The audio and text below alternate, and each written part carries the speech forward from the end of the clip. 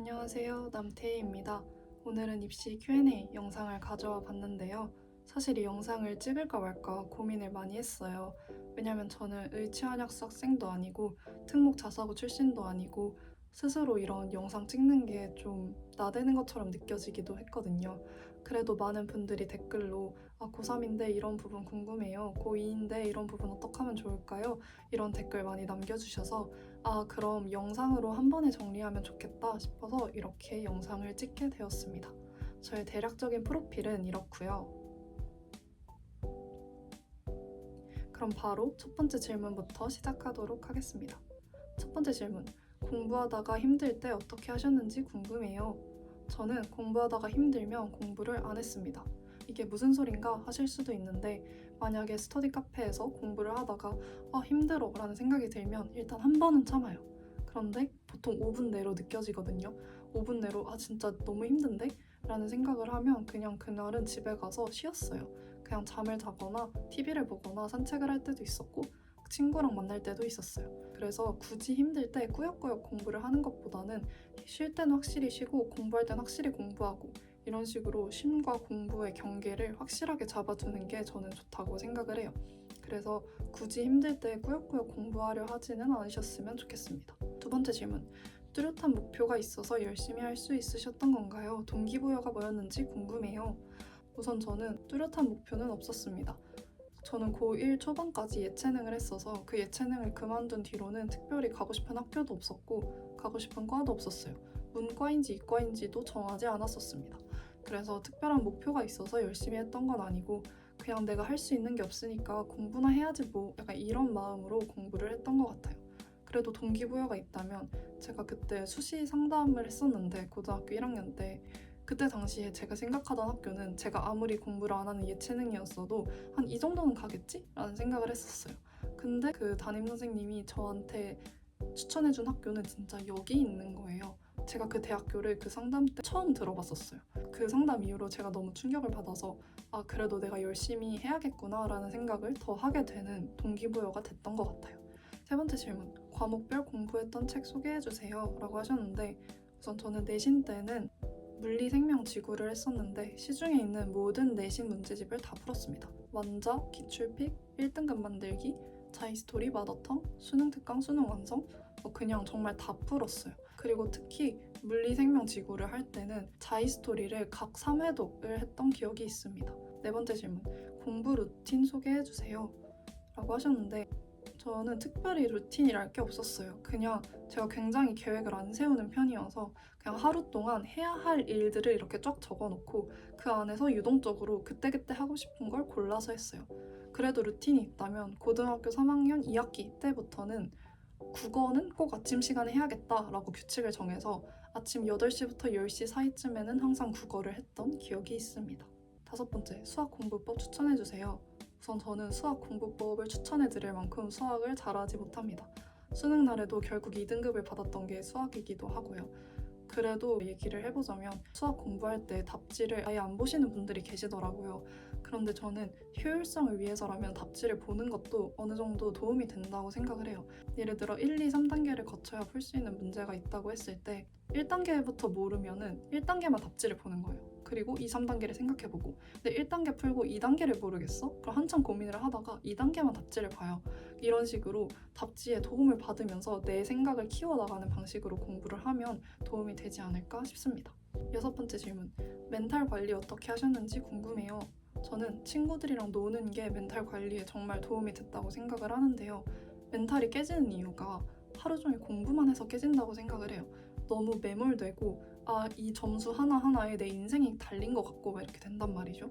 그런데 저는 학교 점심시간마다 항상 친구들이랑 놀면서 그냥 아무 생각도 안 하는 1시간을 가졌단 말이에요. 그 시간에는 공부 생각을 아예 안 하게 되니까 멘탈 관리에 도움이 됐던 것 같아요.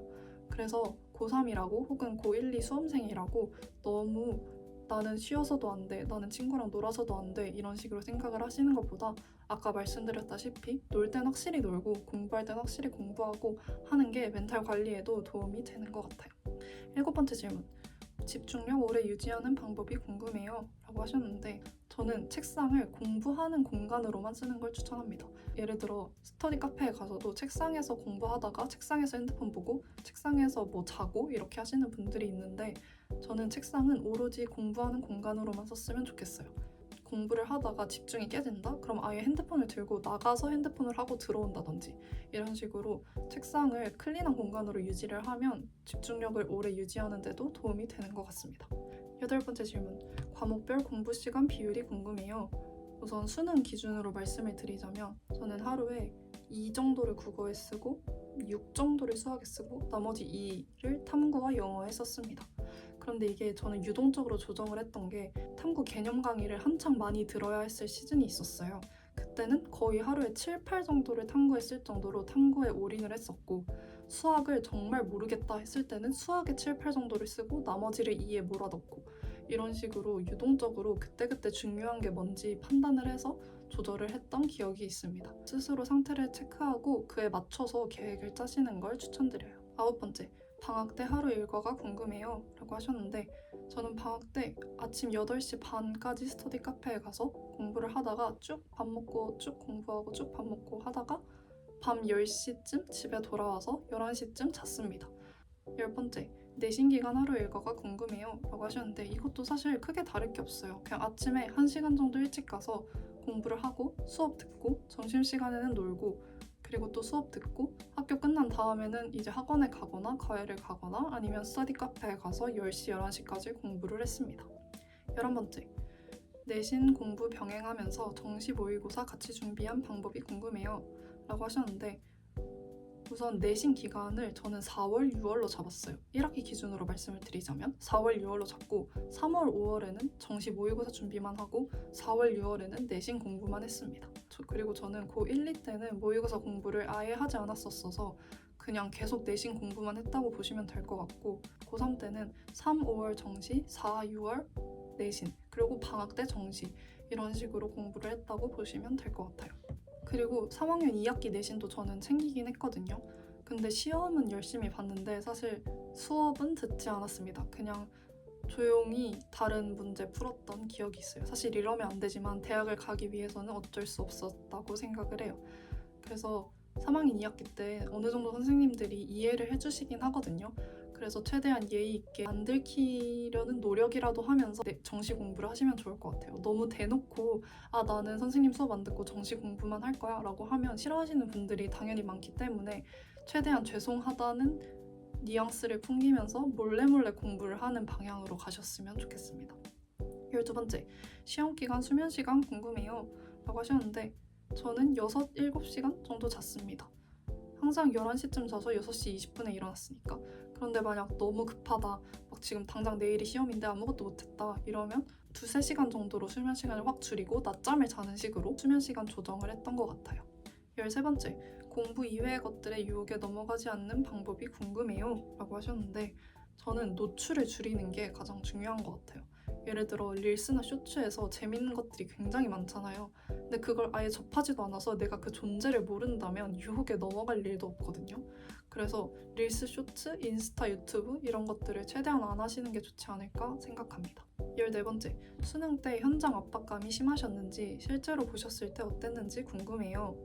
우선 저는 수능 때 현장 압박감이 전혀 없었습니다. 그냥 정말 모의고사 같았어요. 어느 정도였냐면 영어 시간에 너무 졸렸어요. 수능이면 졸리지 않을 거라고 생각을 하시는데 수능이 수능 같지가 않아서 너무 졸렸어요. 한마디 요약하자면 수능은 11월 모의고사 같다. 물론 긴장을 하는 분들도 계시겠지만 저처럼 정말 아예 긴장을 안 하시는 분들도 있으니까 너무 신경 쓰지 않으셔도 될 것 같아요. 수능이라고 특별히 다를 거 없다.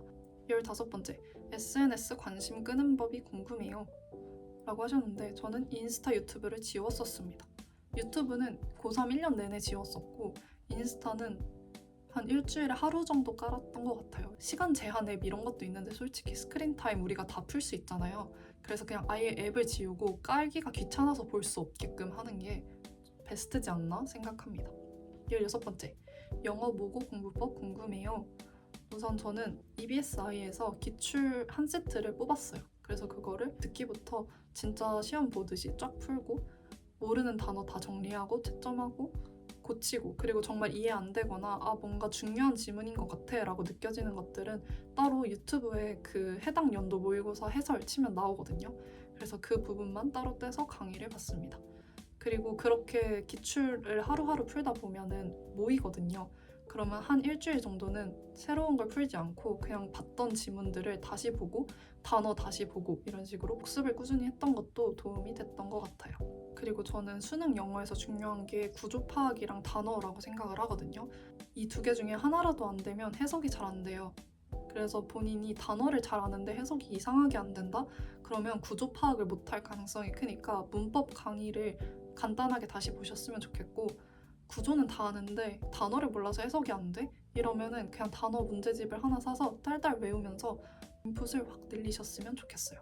17번째, 공부를 해도 느는 게 없는 것 같을 때 어떻게 하셨나요? 이게 공부가 유명한 말이 있잖아요. 이렇게 오르막길처럼 오르는 게 아니라 계단식으로 오른다는 말. 저는 이게 정말 맞는 것 같거든요. 왜냐면 저는 수학이 정말 안 올랐어요. 항상 4등급, 4등급, 5등급, 4등급 막 이러다가 어떨 때 가끔 3등급 이랬었거든요.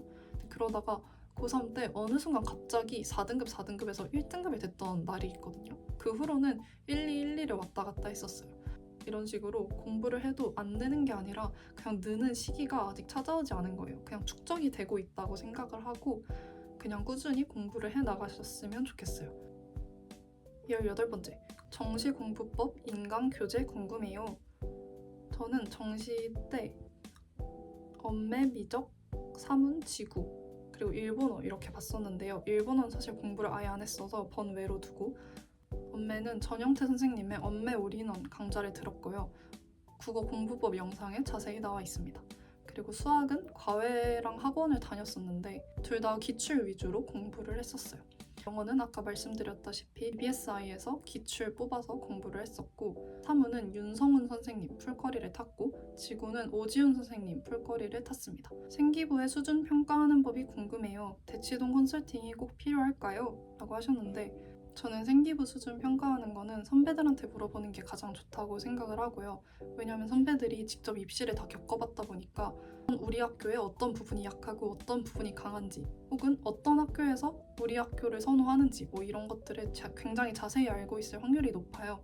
그래서 가능하다면 선배들한테 물어보는 걸 추천합니다. 그리고 대치동 컨설팅은 굉장히 비싸잖아요. 그래서 추천을 드리기가 조심스럽긴 하지만 그래도 한 번쯤 받아보면 괜찮지 않나 싶어요. 하지만 이걸 그냥 무턱대고 가서 얘기만 듣고 오는 건 의미가 없는 것 같고, 질문 리스트를 쫙 만들어서 그거에 대한 답을 하나하나 다 듣고 오시는 걸 추천해요. 하지만 컨설팅을 받는다고 해서 그게 꼭 맞을 거라고 생각을 하지는 않으셨으면 좋겠어요. 저도 컨설팅을 2군데나 갔었는데 그때 2군 다 제가 고려대학교는 무조건 붙을 거다, 4합 8만 맞추면 떨어질 리가 없다, 이런 식으로 말씀을 하셨어요. 그런데 저는 고려대학교에 예비도 없이 광탈했습니다. 그래서 이런 경우가 생길 수도 있으니까 너무 큰 기대를 두지는 말되 그래도 한 번쯤 받아보면 좋긴 하다 정도로 정리가 될 것 같아요. 네, 그래서 지금까지 입시 Q&A 진행을 해보았고요. 제가 말씀드린 내용이 조금이라도 도움이 되셨으면 좋겠습니다. 혹시 더 궁금하신 내용이 있다면 댓글로 남겨주시면 제가 답변을 드리도록 하겠습니다.